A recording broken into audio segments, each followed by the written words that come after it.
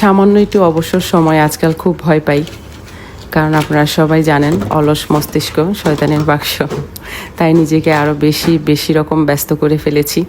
কন্টেনারগুলো এখন যেহেতু প্রয়োজন, ছেলের বাসায় নিলে খাবার, তাছাড়া গ্রামে যাওয়ার সময় খাবার, ওই জন্য প্রয়োজন হয়, তাই গুছিয়ে সুন্দর করে রেখে দিচ্ছি। যখন প্রয়োজন হবে নামিয়ে নিব।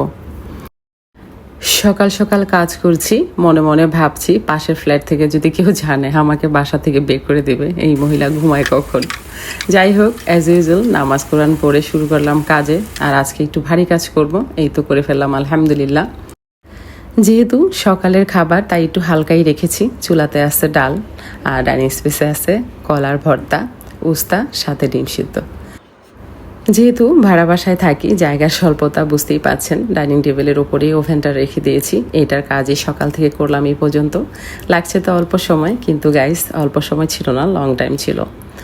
আমগুলো কেটে ফ্রিজে রেখে যাব হাঁটতে। আসার পর ভীষণ গরম লাগে, ঠান্ডা ঠান্ডা আম হলে কিন্তু বেশ ভালো লাগে। আমার তো অনেক পছন্দ আম, জানেন, বরাবরের মতো আম খেতে ভালোবাসি। সেটার জন্য আসলে টাইম টেবিল লাগে না। আসসালামু আলাইকুম মাই ইউটিউব ফ্যামিলি, কেমন আছেন সবাই? আই হোপ সবাই ভালো আছেন। আলহামদুলিল্লাহ আমরাও ভালো আছি। মাই ভিলেজ লাইফ আয়েশা চ্যানেলে সবাইকে স্বাগত বলছি ঢাকা থেকে। দূরেও কাছে যে যেখান থেকে দেখছেন প্রত্যেকে জানাচ্ছে আন্তরিক শুভেচ্ছা ও অভিনন্দন। নতুন একটি ভিডিও নিয়ে আসলাম আপনাদের মাঝে। যদি ভালো লাগে চলুন কিছুটা পথ আমার সাথে।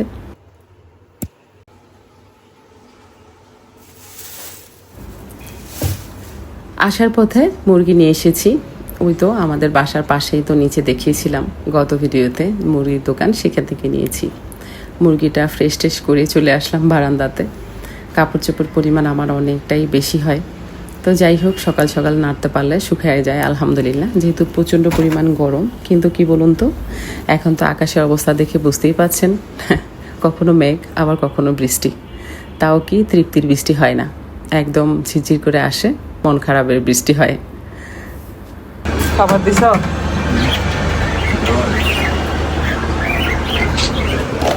সাদা দিলে মনে হয় ভালো ছিল রে কাপড়গুলো, কিন্তু আকাশের অবস্থা তো ভালো না, মনে হয় বুঝি বৃষ্টি নামবে।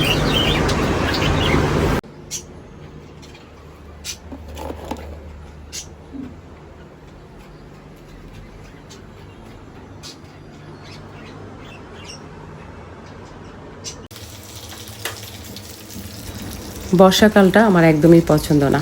এই হুট করে বৃষ্টি চলে আসে, কাপড় চোপড় শুকাতে চায় না, মেঝেতে পাড়া দেওয়া যায় না, স্যাঁতসেঁতে লাগে। আর খাবার দাবারের কথা কি বলবো, একদমই রুচি থাকে না। আমি আমার কথা বলছি। তার ওপর বিভৎস গরম, একবার রান্না করলে খাবার তো নষ্টই হয়ে যায়। মাঝে মাঝে 3 বেলাও রান্না করতে হয়, তাই না বলুন? আর যদি ভুলেও করে ফেলি একবেলা, তা যে কয় বেলা জ্বালাইতে হয় তার কোনো নেই হিসেব। ফ্রিজে রাখলে কেমন একটা গন্ধ আসে, বাচ্চারা খেতে চায় না, বিশেষ করে বাচ্চার বাবা খেতে চায় না। তো যাই হোক, এক পাশে আমি মাছের তরকারিটা বসিয়ে দিচ্ছি, আর এক পাশে মুরগি গোশত। তো বন্ধুরা যারাই আছো, এখনই ভাবছো চলে যাবা, আর একটু সময় থাকো। আমি জানি না কারা প্রথম আজকে আমার ভিডিও ওয়াচ করছেন। ভিডিও কোনো অংশ যদি ভালো লেগে থাকে, আমার কথা ও কাজ মন ছুঁয়ে যায়, তাহলে সাবস্ক্রাইব করে আমার পাশেই থেকে যেতে পারেন। আর অলরেডি যারা এই কাজটি করেছেন তাদের অসংখ্য ধন্যবাদ, মন থেকে দোয়া ও ভালোবাসা। ভিডিও কোয়ালিটি আসলে ভালো করতে হবে, তবেই তো মানুষ দেখবে। কিন্তু কি বলুন তো, ইউটিউবের জন্য কাজ করতে হয় এক্সট্রাভাবে, সেটা আমি সময় পাই না, সুযোগ পাই না। আমার সংসারের কাজই আসলে অনেক পরিমাণ থাকে। যদি একটা বাচ্চা হয় বা দুটো বাচ্চা হয় ব্যাপারটা অন্য থাকে, আর যদি বাচ্চা না থাকে সেটাও অন্য থাকে।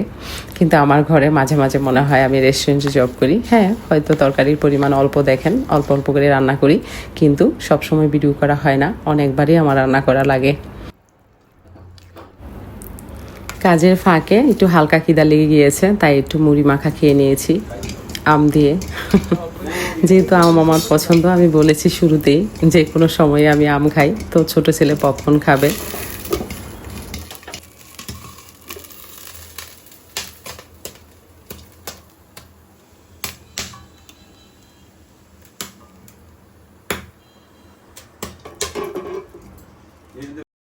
কাজের পাশাপাশি মাঝে মাঝে বারান্দায় আসি, মন ভালো হয়ে যায়। যখনই আপনার মনে হবে নিজেকে একটু অন্যরকম, তখন আপনার নিচের দিকে তাকাবেন। অন্যের কাজ পরিশ্রম দেখলে নিজেকে হালকা লাগবে, মনে হবে ওদের তুলনায় আমরা তো কিছুই করি না, তাই না?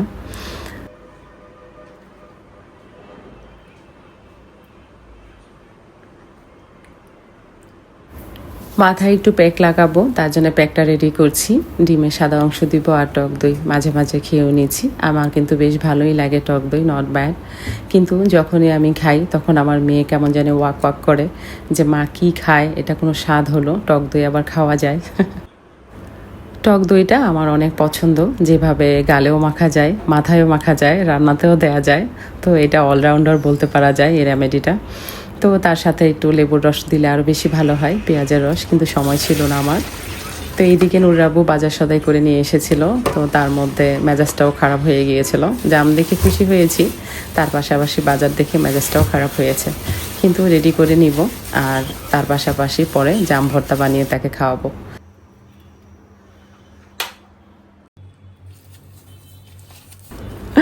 জাম মাখাটা আমার মোস্ট ফেভারেট। আমার ঘরে আনফর্চুনেটলি কেউ খায় না, তবে আমার হাজব্যান্ডকে আজকে ট্রাই করতে দিয়েছিলাম। তার চেহারাটা যদি দেখতে পারতেন তাহলে বুঝতে পারতেন মানুষের কত রকম চেহারা হয়ে যায় টক খেলে।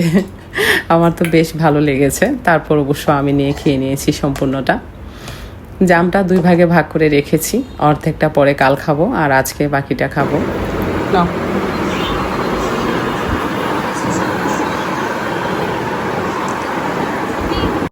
আমার হাজব্যান্ডের চেহারার অঙ্গভঙ্গি দেখে আমার তো হাসি পেয়ে গিয়েছে। অনেক কষ্ট করে চেপে রেখেছি, এপাশে এসে অনেক হেসেছি।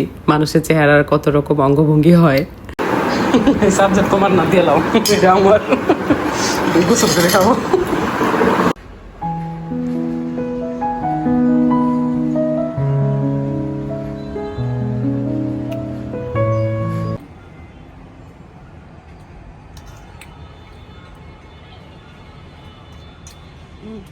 শুকনা মরিচ পোস্তা তোমাদের এই ঘুরাবো নাকি? হ্যালো,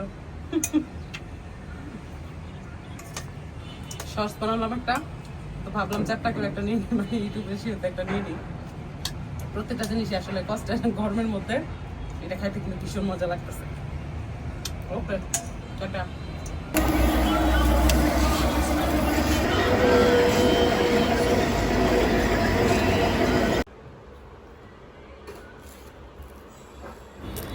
দরকারি কাজে একটু বাইরে যেতে হয়েছে, আসার পথে আখের রস নিয়ে আসলাম। যদিও ঘরে ঠিক সেভাবে কেউ খায় না, আমিও একটা সময় খেতাম না, বাট এখন খাই, ভালোই লাগে গরমের মধ্যে ঠান্ডা ঠান্ডা আখের শরবত।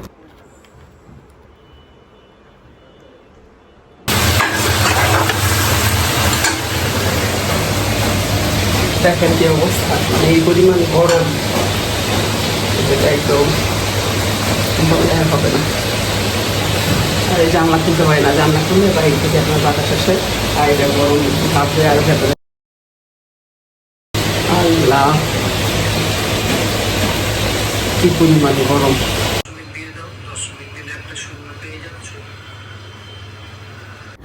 রান্নার পাশাপাশি বাকি যে ধোয়া পাকলা ছিল সেগুলো আলহামদুলিল্লাহ ডান। আমার প্রিয় আপু ভাইয়েরা অনেকে ভুলে যান আসলে লাইকটা দিতে, প্লিজ একটি লাইক দিয়ে বাকিটা কন্টিনিউ করবেন যদি হাতে সময় থাকে। বন্ধুরা, আমার ভিডিও যদি আপনাদের ভালো লেগে থাকে তাহলে অবশ্যই লাইক, কমেন্ট, শেয়ার করবেন, পাশে থাকা বেল আইকনটি ক্লিক করে দিবেন যেন নেক্সট ভিডিও পোস্ট করার সাথে সাথে নোটিফিকেশনটি পেয়ে যান।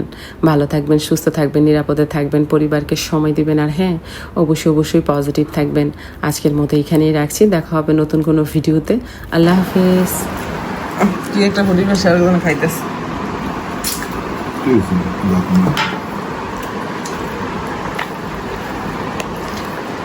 আমাদের বকুলতলা